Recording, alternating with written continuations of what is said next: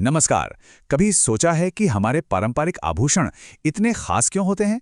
अरे, ये सिर्फ सोने चांदी के टुकड़े नहीं हैं, बल्कि ये तो हमारी संस्कृति और हमारे इतिहास की जीती जागती कहानियां हैं। तो चलिए आज इन्हीं कहानियों की दुनिया की सैर करते हैं। गुरुजी, पारंपरिक आभूषणों के इतने सारे नाम हैं। कहाँ से शुरू करें? ये सब याद रखना तो बहुत मुश्किल लग रहा है। अरे, ये सवाल तो लगभग सभी के मन में आता है। इतने सारे नाम देखकर कोई भी उलझन में पड़ सकता है, लेकिन घबराने की बिल्कुल जरूरत नहीं है। हम इसे एकदम आसान बना देंगे। पता है कैसे? हम शरीर के अलग अलग हिस्सों के हिसाब से आभूषणों को समझेंगे। तो शुरुआत करते हैं हाथों से, जो हमारी शान बढ़ाते हैं। देखिए, हाथों और भुजाओं के लिए ना कई तरह के गहने होते हैं।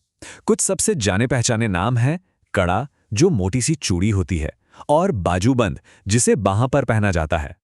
और हाँ, रंग बिरंगी चूड़ियां तो हम सब जानते ही हैं। वैसे तो इनके अलावा भी ढेरों नाम हैं, पर हम अभी कुछ मुख्य नामों पर ही ध्यान देंगे ताकि उन्हें याद रखना आसान हो। अरे वाह, ये लिस्ट तो सच में बहुत लंबी है। क्या इनमें से कुछ ज्यादा फेमस हैं? इतने सारे नाम, ये तो याद रखना एक चैलेंज है। ये चिंता तो जायज है। नामों की लिस्ट है तो लंबी, पर जैसा मैंने कहा था, फिक्र की कोई बात नहीं। अंत में हम इसे एकदम आसान बना देंगे। चलो अब जरा आगे बढ़ते हैं और बात करते हैं उंगलियों के आभूषणों की, जो हाथों की खूबसूरती में जादू कर देते हैं।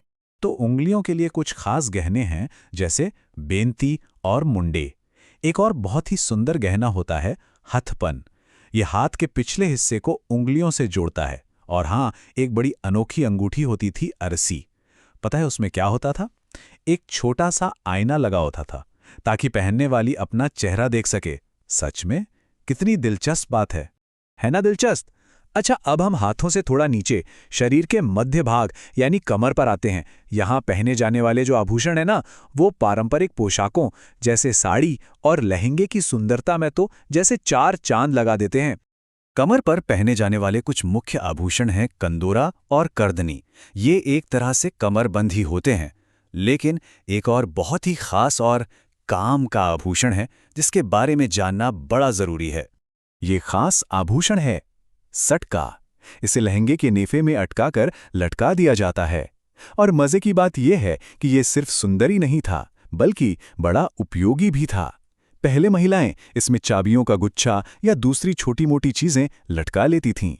हाथ, फिर उंगली, फिर कमर, इतने सारे नाम हो गए। गुरुजी, अब इसे सरल बनाने का कोई तरीका है क्या? हाँ, बिल्कुल है। एक बहुत ही आसान तरीका। और सच कहूं तो यही आज की हमारी सबसे बड़ी सीख है। देखो, जब भी कोई चीज मुश्किल लगे ना, तो उसे बस व्यवस्थित कर लो। चलो अब एक ऐसी आसान सी टेबल देखते हैं जो सारी उलझन को चुटकियों में दूर कर देगी। जरा इस टेबल को देखो। हमने क्या किया, उस लंबी सी लिस्ट को छोटा करके हर अंग के लिए बस कुछ सबसे मुख्य नाम चुन लिए। जैसे हाथ के लिए बस याद रखो कड़ा और बाजूबंद, उंगली के लिए बेंती और हथपन, और कमर के लिए कंदोरा और सटका। देखो तो इस तरह से ऑर्गेनाइज करने पर सब कितना आसान और साफ साफ लग रहा है ना? अरे हाँ, अब तो ये याद रखना बहुत ही आसान लग रहा है। टेबल बनाने से तो सारी कंफ्यूजन ही खत्म हो गई। धन्यवाद गुरुजी। शाबाश। तो देखो, अब जब नाम याद रखना आसान हो ही गया है, तो चलो एक कदम और आगे बढ़ते हैं। हमें यह भी समझना चाहिए कि ये सिर्फ नाम नहीं है, ये तो हमारी विरासत का एक बहुत अनमोल हिस्सा है। हर एक आभूषण के पीछे एक कहानी, एक परंपरा और सदियों की कला छिपी हुई है। तो अगली बार जब भी कोई पारंपरिक आभूषण पहने दिखे, तो सिर्फ उसकी चमक पर मत जाना, उसके पीछे की कहानी पर भी गौर करना। और जरा सोचना कि आखिर क्या बात है इन आभूषणों में कि ये आज भी हमारी संस्कृति की इतनी बड़ी पहचान बने हुए हैं।